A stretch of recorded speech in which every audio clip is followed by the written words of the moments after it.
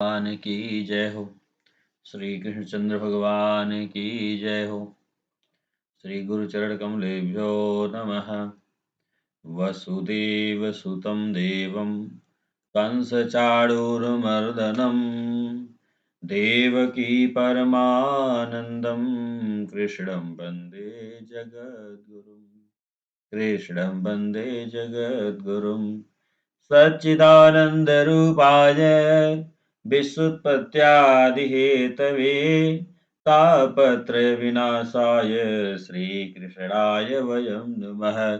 श्रीकृष्णाय वयं नुमः।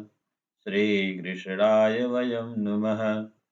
परम मंगलमय परात्पर पारब्रह्म परमेश्वर अखिलेश्वर अकारण करुणा करने वाले भक्तवांछा कल्पतरु नंद नंदन पीतांबरधारी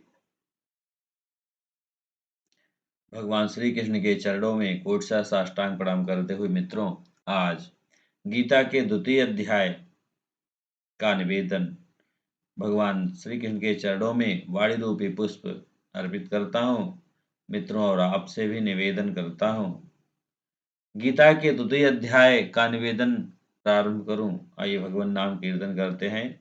हरे राम राम राम हरे हरे, हरे कृष्ण कृष्ण कृष्ण हरे हरे, हरे राम राम हरे हरे, हरे कृष्ण कृष्ण कृष्ण हरे हरे, हरे राम राम हरे हरे, हरे कृष्ण कृष्ण कृष्ण हरे हरे। बोले सच्चिदानंद भगवान की जय हो।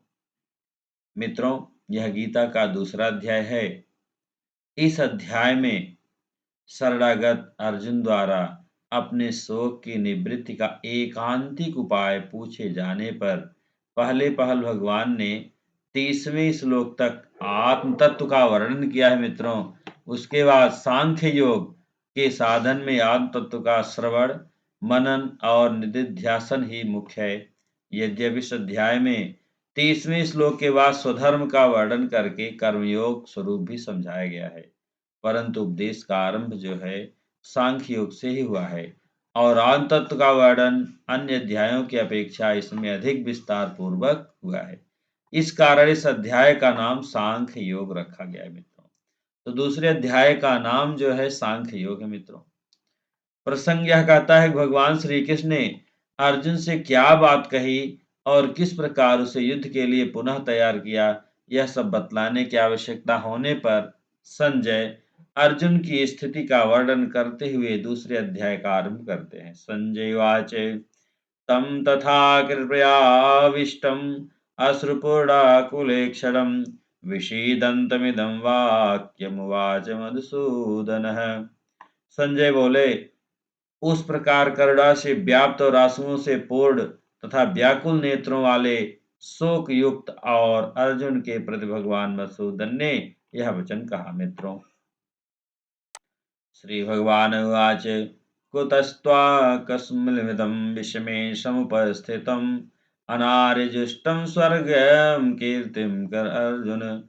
श्री भगवान बोले, हे अर्जुन, तुझे इस असमय में यह मोह किस हेतु से प्राप्त हुआ, क्योंकि ना तो यह श्रेष्ठ पुरुषों द्वारा आचरित है, ना स्वर्ग को देने वाला है और ना कीर्ति को करने वाला ही है। तब कहते हैं,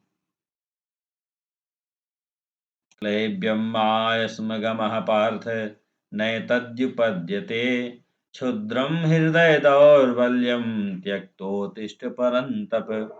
इसलिए हे अर्जुन, नपुंसकता को मत प्राप्त हो, तुझ में यह उचित नहीं जान पड़ता।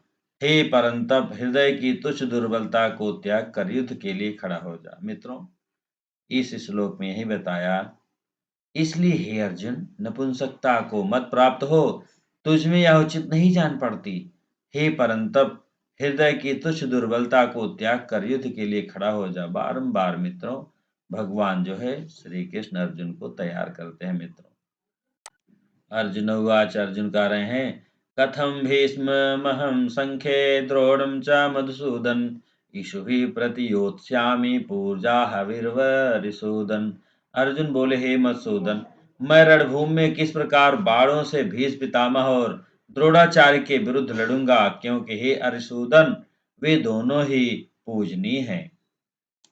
गुरून् हत्वा हि महानुभावा श्रेयो भोक्तुम् भैक्षमपीह लोके हत्वार्थकामांस्तु गुरूर्निहैव भुञ्जीय भोगान् रुधिरप्रदिग्धान्। इसलिए इन महानुभाव गुरुजनों को ना मारकर मैं इस लोक में भिक्षा का अन्न भी खाना कल्याणकारक समझता हूँ, क्योंकि गुरुजनों को मारकर भी इस लोक में रुधिर से सने हुए अर्थ और काम रूप भोगों को ही तो भोगूंगा। न चैतद्विद्मः कतरन्नो गरीयो यथा जयेम यदि वा नो जयेयुः। यानेव हत्वा नाजिजीविषामस्ते अवस्थिता प्रमुखे धार्तराष्ट्राः। हम यह भी नहीं जानते कि हमारे लिए युद्ध करना और न करना, इन दोनों में से कौन सा श्रेष्ठ है, अथवा यह भी नहीं जानते कि उन्हें हम जीतेंगे या हमको वे जीतेंगे। और जिनको मारकर हम जीना भी नहीं चाहते, वे ही हमारे आत्मी धृतराष्ट्र के पुत्र हमारे मुकाबले में खड़े हैं। कार्पण्यदोषोपहत स्वभावः पृच्छामि त्वां धर्म सम्मूढ़चेताः। यक्षेयास्या निश्चितं ब्रूहि तन्मे शिष्यते अहं साधि मां त्वां प्रपन्नम। इसलिए कायरता रूप दोष से उपहत हुए स्वभाव वाला तथा धर्म के विषय में मोहित चित्त हुआ मैं आपसे पूछता हूँ भगवान, कि जो साधन निश्चित कल्याण कारक हो वह मेरे लिए कहिए, क्योंकि मैं आपका शिष्य हूँ। इसलिए आपके शरण हुए मुझको शिक्षा दीजिए। न हि प्रपश्यामि ममापनुद्यादच्छको मुक्षगो शेषडमिन्द्रियाणाम् अवाप्य भूमावसम्पन्नमृद्धं राज्यं सुराणामपि चाधिपत्यम्। क्योंकि भूमि में निष्कंटक धन धान्य संपन्न राज्य को और देवताओं के स्वामी पने को प्राप्त होकर भी मैं किस उपाय को नहीं देखता हूँ जो मेरी इंद्रियों के सुखाने वाले शोक को दूर कर सके। एवमुक्त्वा हृषीकेशं गुडाकेशः परन्तप नायोत्स्य इति गोविन्दमुक्त्वा तूष्णीं बभूवः।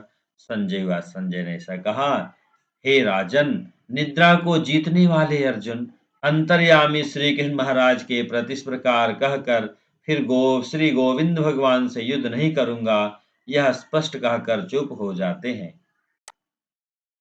तमुवाच ऋषिकेशः प्रहसन्निव भारत सेनयोर्भयो मध्ये विषीदन्तमिदं वचः। हे भरतवंशी धृतराष्ट्र, अंतर्यामी श्री कृष्ण महाराज दोनों सेनाओं के बीच में शोक करते हुए उस अर्जुन को हंसते हुए से यह वचन बोले। क्या बोले? श्री भगवान उवाच अशोच्यानवशोचस्त्वं प्रज्ञावादांश्च भाषसे गतासून गतासूंश्च नानुशोचन्ति पंडिताः। मित्रों, यहाँ जो है विद्वान के लक्षण भी बताया गया है। क्या बता रहे हैं? अशोच्यानवशोचस्त्वं प्रज्ञावादांश्च भाषसे गतासून गतासूंश्च नानुशोचन्ति पंडिताः।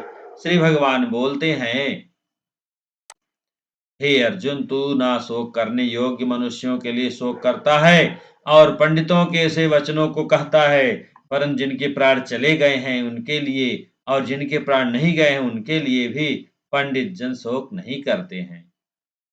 ना त्वेवाहं जातुनाशं न त्वं नेमे जनाधिपाः न चैव न भविष्यामः सर्वे वयमतः परम्। ना तो ऐसा ही है कि मैं किसी काल में नहीं था या तू नहीं था अथवा ये राजा लोग नहीं थे, और ना ऐसा ही है कि इससे आगे हम सब नहीं रहेंगे। देहिनोऽस्मिन् यथा देहे कौमारं यौवनं जरा तथा देहांतर प्राप्ति धीरस्तत्र न मुह्यति। जैसे जीवात्मा की इस देह में बालकपन, जवानी और वृद्धावस्था होती है, वैसे ही अन्य शरीर की प्राप्ति होती है। उस विषय में धीर पुरुष मोहित नहीं होता। मात्रा स्पर्शास्तु कौन्तेय शीतोष्ण सुख दुखदाः आगमापायिनो अनित्यास्तांस्तितिक्षस्व भारत। हे कुंती पुत्र, सर्दी गर्मी और सुख दुख को देने वाले इंद्रिय और विषयों के संयोग तो उत्पत्ति विनाशशील और अनित्य हैं, इसलिए हे भारत उनको तू सहन कर। यम हीना व्यधयन्येते पुरुषं पुरुषभ सम दुख सुखम धीरम सो अमृत्वाय कल्पते। क्योंकि हे पुरुष श्रेष्ठ, दुख सुख को समान समझने वाले जिस धीर पुरुष को ये इंद्रियां और विषयों के संयोग व्याकुल नहीं करते, वह मोक्ष के योग्य होता है।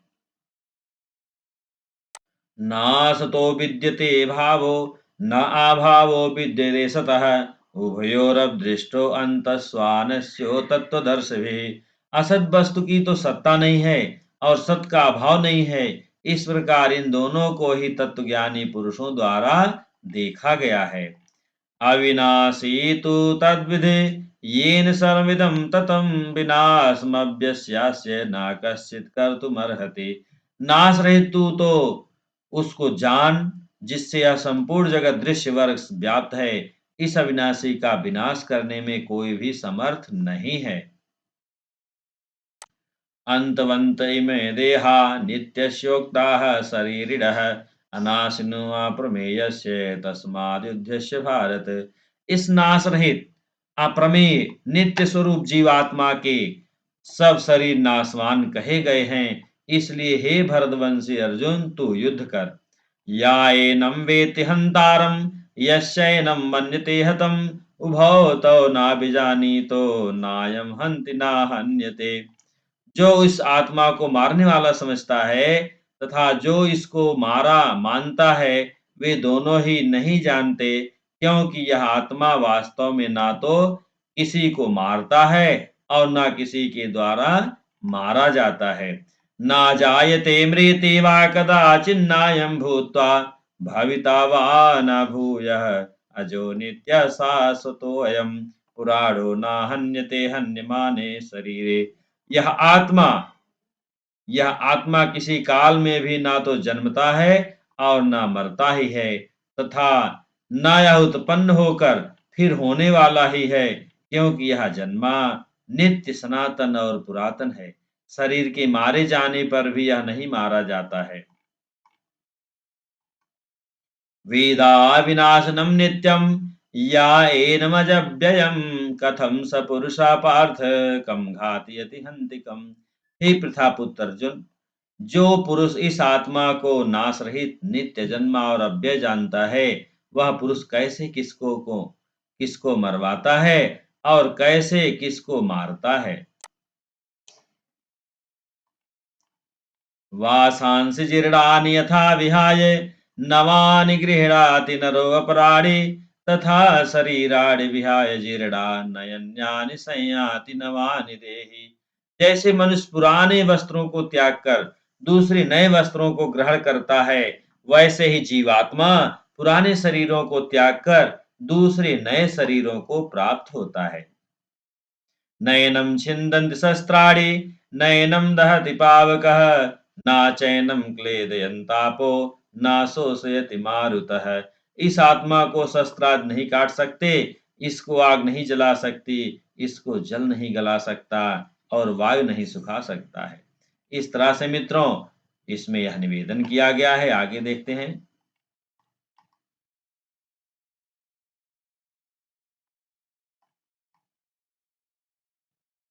आछेद्येयो आछेद्य अयं द्याहो अयं क्लेशोऽद्यो अशोषेव च नित्यः सर्वगता स्थाणुर्जलो अयं सनातनः।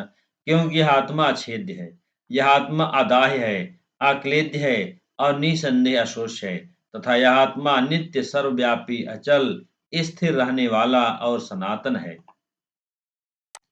आव्यक्तो अयम अचिन्त्यो अयम विकार्यो अविकामुच्यते तस्मादेवं विदित्वैनं नानुशोचितुमर्हसि। यह आत्मा अव्यक्त है, यह आत्मा अचिंत्य है और यह आत्मा विकार रहित कहा जाता है। इससे हे अर्जुन, इस आत्मा को उपर्युक्त प्रकार से जानकर तू शोक करने के योग्य नहीं है, अर्थात तुझे शोक करना उचित नहीं लगता। अथ चैनं नित्यजातं नित्यं वा मन्यसे मृतं तथापि त्वं महाबाहो नैवं सोचितुमर्हसि। किंतु यदि तू इस आत्मा को सदा जन्मने वाला तथा सदा मरने वाला मानता हो तो भी हे महाबाहो तो इस प्रकार शोक करने को योग्य नहीं है। जातस्य हि ध्रुवो मृत्युर्ध्रुवं जन्म मृतस्य च तस्मात् परिहार्ये अर्थे ना तुम शोचितुमर्हसि। क्योंकि इस मान्यता के अनुसार जन्मे हुए की मृत्यु निश्चित है और मरे हुए का जन्म निश्चित है। इससे भी इस बिना उपाय वाले विषय में तू शोक करने के योग्य नहीं है। जातस्य हि ध्रुवो मृत्युर्ध्रुवं जन्म मृतस्य च। इसलिए अव्यक्त्यादीनि भूतानि व्यक्तमध्यानि भारत अव्यक्तनिधनान्येव तत्र का परिदेवना। हे अर्जुन, संपूर्ण प्राणी जन्म से पहले अप्रकट थे और मरने के बाद भी अप्रकट हो जाने वाले हैं, केवल बीच में प्रकट हैं। फिर ऐसी स्थिति में क्या शोक करना है। आश्चर्यवद पश्यति कश्चिदेनमाश्चर्यवदति च तथैव चान्यः आश्चर्यवच्चेन मन्यः शृणोति श्रुत्वाप्येन वेदना चैव कश्चित्। कोई एक महापुरुष ही इस आत्मा को आश्चर्य की भांति देखता है और वैसे ही दूसरा कोई महापुरुष इसके तत्व का आश्चर्य की भांति वर्णन करता है तथा दूसरा कोई अधिकारी पुरुष ही इसे आश्चर्य की भांति सुनता है और कोई कोई तो सुनकर भी इसको नहीं जानता है।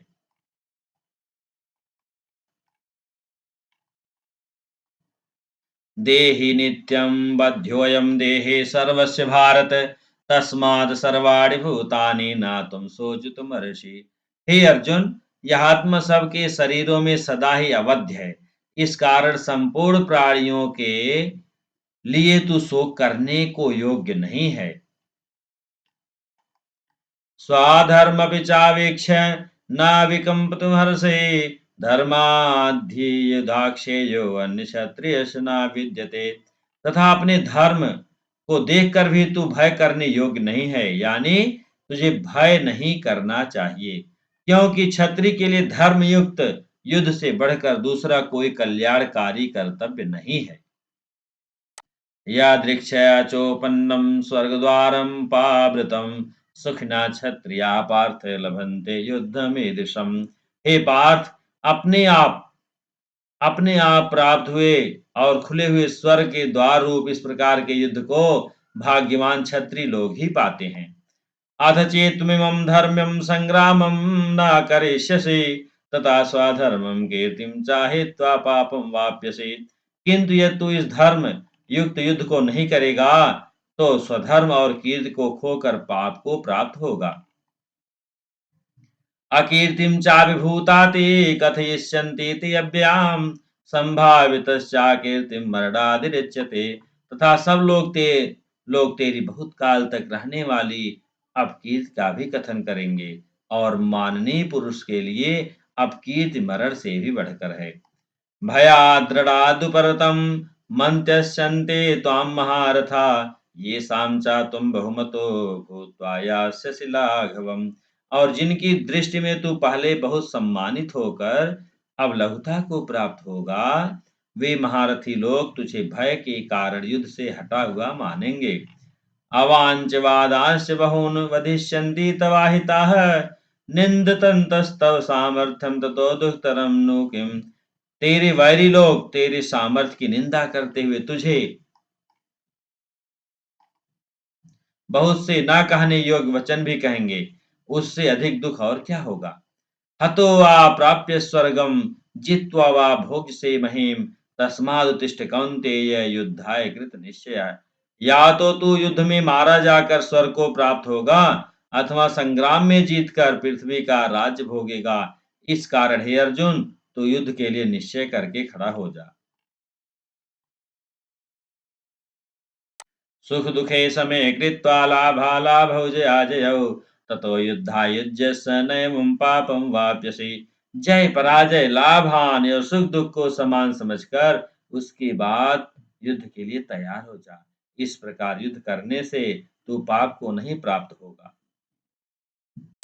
ईसा ते अभिता सांख्ये बुद्धिर्योगे त्विमां शृणु बुद्ध्या युक्तो या पार्थ कर्मबन्धं प्रहास्यसि। हे पार्थ, हे अर्जुन, यह बुद्धि तेरे लिए ज्ञान योग के विषय में कही गई, और अब तू इसको कर्म योग के विषय में सुन कि जिस बुद्धि से युक्त हुआ तू कर्मों के बंधन को भली भांति त्याग देगा, यानी सर्वथा नष्ट कर डालेगा। नेहाभिक्रमनाशोऽस्ति प्रत्यवायो न विद्यते स्वल्पमस्य धर्मस्य त्रायते महतो भयात्। इस कर्मयोग में आरंभ का अर्थात बीज का नाश नहीं है, और उल्टा फल रूप दोष भी नहीं है, बल्कि इस कर्मयोग रूप धर्म का थोड़ा सा भी साधन जन्म रूप महान भय से रक्षा कर लेता है।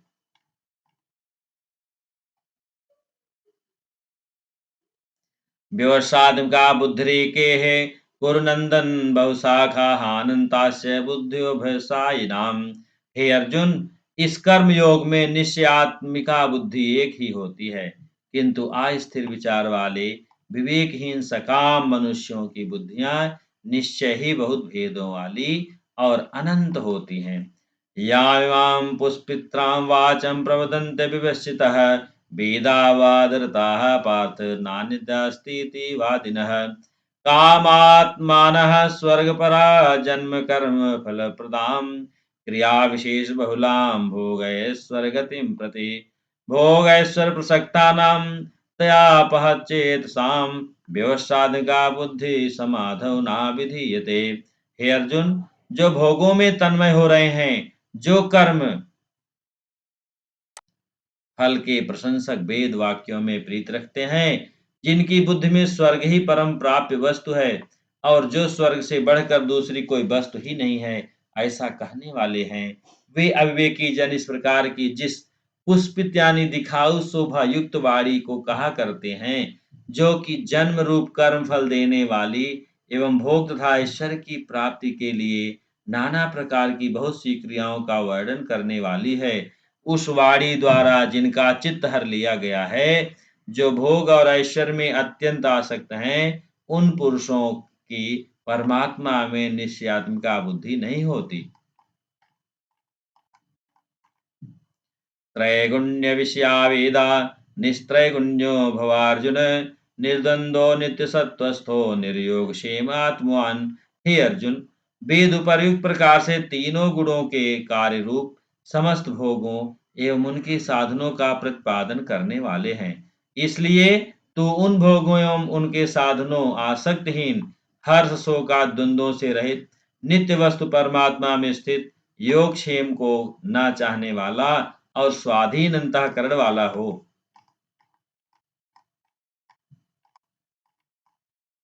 यावानर्थ उदपाने सर्वथा संप्लुतोदके तावान् सर्वेषु वेदेषु ब्राह्मणस्य विजानतः।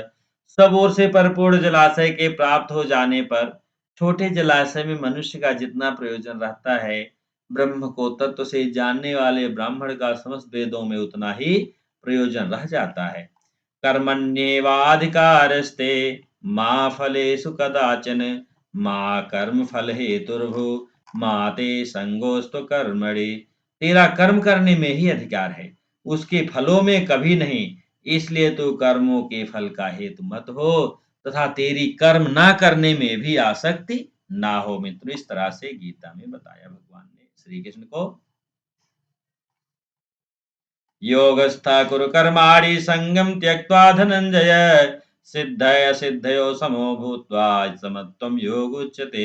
हे धनंजय, तू आसक्ति को त्याग कर तथा सिद्धि और असिद्धि में समान बुद्धि वाला होकर योग में स्थित हुआ कर्तव्य कर्मों को कर, समत्व ही योग कहलाता है।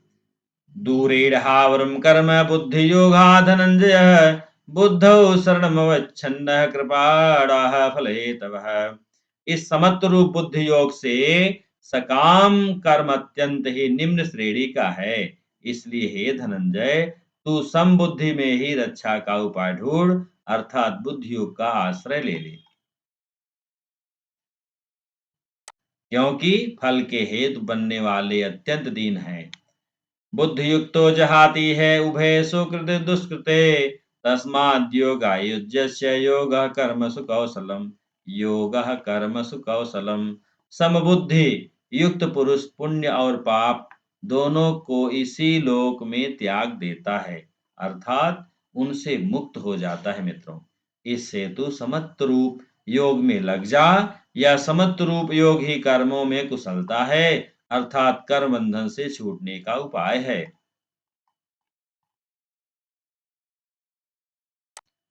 कर्मजं बुद्धियुक्ता हि फलं त्यक्त्वा मनीषिणः जन्मबन्धरविनुर्मुक्तः पदं गच्छन्त नामयम्। क्योंकि समबुद्धि से युक्त ज्ञानी जन कर्मों से उत्पन्न होने वाले फल को त्याग कर जन्म रूप बंधन से मुक्त हो निर्विकार परम पद को प्राप्त हो जाते हैं। यदा ते मोह कलिलं बुद्धिर्व्यर्ते तिरस्यति तदा गन्तासि निर्वेदं श्रोतव्यस्य श्रुतस्य च। जिस काल में तेरी बुद्धि मोह रूप दलदल को भली भांति पार कर जाएगी, उस समय तू सुने हुए और सुनने में आने वाले इस लोक और परलोक संबंधी सभी भोगों से वैराग्य को प्राप्त हो जाएगा। श्रुति प्रतिपन्ना ते यदा स्थास्यति निश्चिला समाधावचला बुद्धि सदा योगमवाप्यसि। भांति भांति के वचनों को सुनने से विचलित हुई तेरी बुद्धि जब परमात्मा में अचल और स्थिर ठहर जाएगी, तब तू योग को प्राप्त हो जाएगा, अर्थात तेरा परमात्मा से नित्य संयोग हो जाएगा। अर्जुन उवाच। अर्जुन कह रहे हैं, मित्रों, स्थित प्रज्ञस्य का भाषा समाधिस्तस्य केशव स्थितेः किं प्रभासेत किमासीत व्रजेत किम। अर्जुन बोले, हे केशव, समाधि में स्थित परमात्मा को प्राप्त हुए स्थिर बुद्धि पुरुष का क्या लक्षण है? वह कैसे बोलता है, कैसे बैठता है और कैसे चलता है? श्री भगवान उवाच। भगवान कह रहे हैं, प्रजहाति यदा कामान सर्वान् पार्थ मनोगतान् आत्मन्येवात्मना तुष्टा स्थित प्रज्ञा सदोच्यते। श्री भगवान बोले, हे अर्जुन, जिस काल में यह पुरुष मन में स्थित संपूर्ण कामनाओं को भली भांति त्याग देता है और आत्मा से आत्मा में ही संतुष्ट रहता है, उस काल में स्थित प्रज्ञ कहा जाता है। दुखेषु द्विगमनाः सुखेषु विगतस्पृहा वीतराग भय क्रोधा स्थिर धीर मुनिरुच्यते। दुखों की प्राप्ति होने पर जिसके मन में उद्वेग नहीं होता, सुखों की प्राप्ति में जो सर्वथा निःस्पृह है तथा जिसके राग भय और क्रोध नष्ट हो गए हैं, ऐसा मुनि स्थिर बुद्धिवा कहा जाता है। यह सर्वत्रानभिस्नेह अस्तत्र प्राप्य शुभाशुभम नाभिनंदति नाद्वेष्टि तस्य प्रज्ञा प्रतिष्ठिता। जो पुरुष सर्वत्र स्नेह रहित हुआ, उस शुभ या अशुभ वस्तु को प्राप्त होकर न प्रसन्न होता है और न द्वेष करता है, उसकी बुद्धि स्थिर है। यदा संहरते चायं कूर्मो अगानीव सर्वसः इंद्रियाणि चान्द्रियार्थे भयस्तस्य प्रज्ञा प्रतिष्ठिता। जैसे कछुआ अपने सब अंगों को समेट लेता है, वैसे ही जिसने अपनी सब इंद्रियों को हटा लिया है, उसकी बुद्धि स्थिर हो जाती है।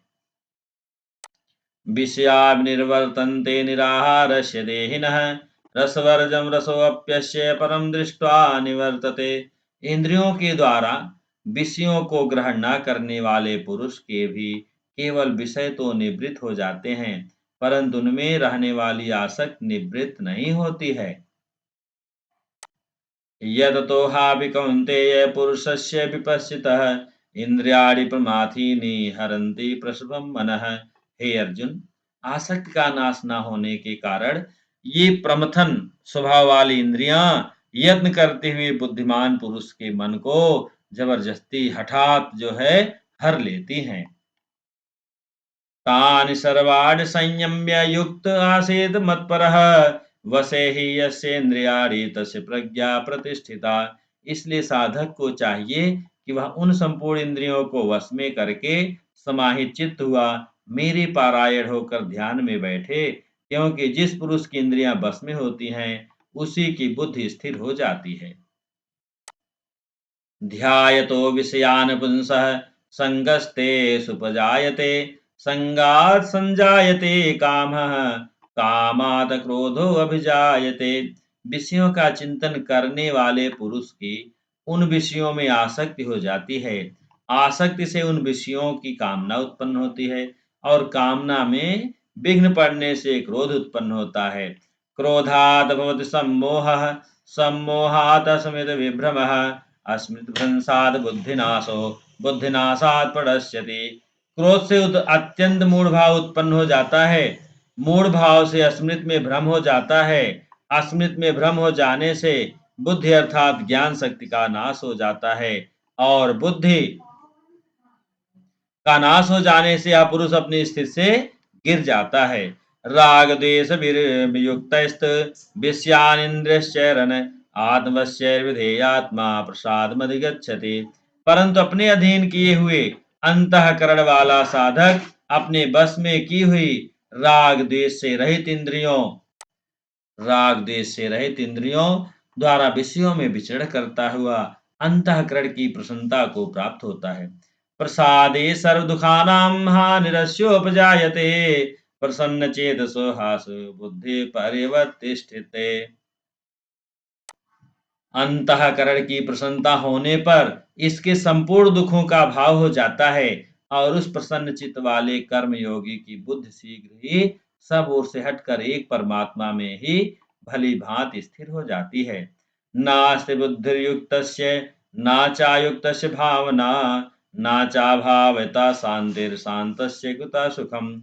ना जीते हुए मन और इंद्रियों वाले पुरुष में निश्चयात्मिका बुद्धि नहीं होती और उस अयुक्त मनुष्य के अंतःकरण में भावना भी नहीं होती तथा भावनाहीन मनुष्य को शांति नहीं मिलती और शांति रहित मनुष्य को सुख कैसे मिल सकता है।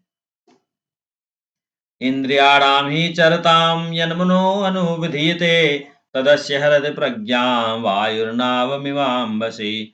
क्योंकि जैसे जल में चलने वाली नाव को वायु हर लेती है वैसे ही विषयों में विचरती हुई इंद्रियों में से मन जिस इंद्री के साथ रहता है वह एक ही इंद्री इस अयुक्त पुरुष की बुद्धि को हर लेती है। मित्रों, तस्मादस्य महाबाहो निगृहीतानि सर्वशः इंद्रियार्थेभ्यस्तस्य प्रज्ञा प्रतिष्ठिता। इसलिए हे महाबाहो, जिस पुरुष की इंद्रियों के विषयों से सब प्रकार निग्रह की हुई है उसी की बुद्धि स्थिर है।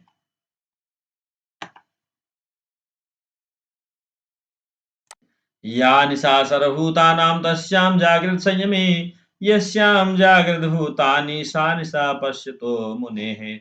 संपूर्ण प्राणियों के लिए जो रात्रि के समान है उस नित्य ज्ञान स्वरूप परमानंद की प्राप्ति में स्थित प्रज्ञ योगी जागता है और जिस नाशवान सांसारिक सुख की प्राप्ति में सब प्राणी जागते हैं परमात्मा के तत्व को जानने वाले मुनि के लिए वह रात्रि के समान है।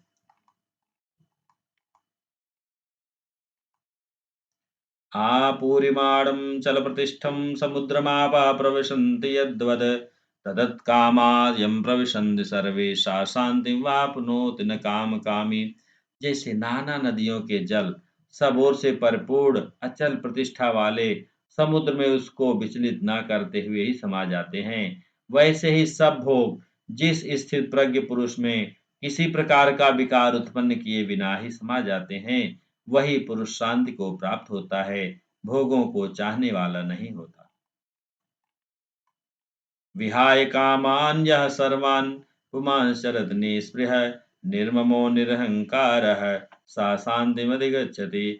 जो पुरुष संपूर्ण कामनाओं का त्याग कर ममता रहित, अहंकार रहित और स्पृहा रहित हुआ विचरता है वही शांति को प्राप्त होता है अर्थात वह शांति को प्राप्त है। ईशा ब्राह्मी स्थिति पार्थ नयनाम प्राप्य विमुहाति स्थित्वास्यामंत काले अपि ब्रह्म निर्वाण मृक्षति। हे अर्जुन, यह ब्रह्म को प्राप्त पुरुष की स्थिति है। इसको प्राप्त होकर योगी कभी मोहित नहीं होता और अंत काल में भी इस ब्राह्मी स्थिति में स्थित होकर ब्रह्मानंद को प्राप्त हो जाता है। इस तरह से मित्रों बोले सच्चिदानंद भगवान की जय हो। ओम तत्सदित श्री कृष्ण भगवद गीता सोपनिषद ब्रह्म विद्यायाम योग शास्त्र श्री कृष्ण अर्जुन संवादे सांख्य योगो नाम द्वितीयोत्सव। बोले सच्चिदानंद भगवान की जय हो मित्रों। इस तरह से मैंने गीता के दूसरे अध्याय का निवेदन आपसे किया मित्रों। दास का केवल इतना ही प्रयास है कि ज़्यादा से ज़्यादा गीता का प्रचार प्रसार हो, लोगों में गीता पढ़ने की इच्छा जागृत हो, जिससे सनातन धर्म का प्रचार प्रसार हो मित्रों। बोले सच्चिदानंद भगवान की जय हो। हरे राम राम राम हरे हरे, हरे कृष्ण कृष्ण कृष्ण हरे हरे, हरे राम राम हरे हरे, हरे कृष्ण कृष्ण कृष्ण हरे हरे, हरे राम राम हरे हरे, हरे कृष्ण कृष्ण कृष्ण हरे हरे। बोले सच्चिदानंद भगवान की जय हो।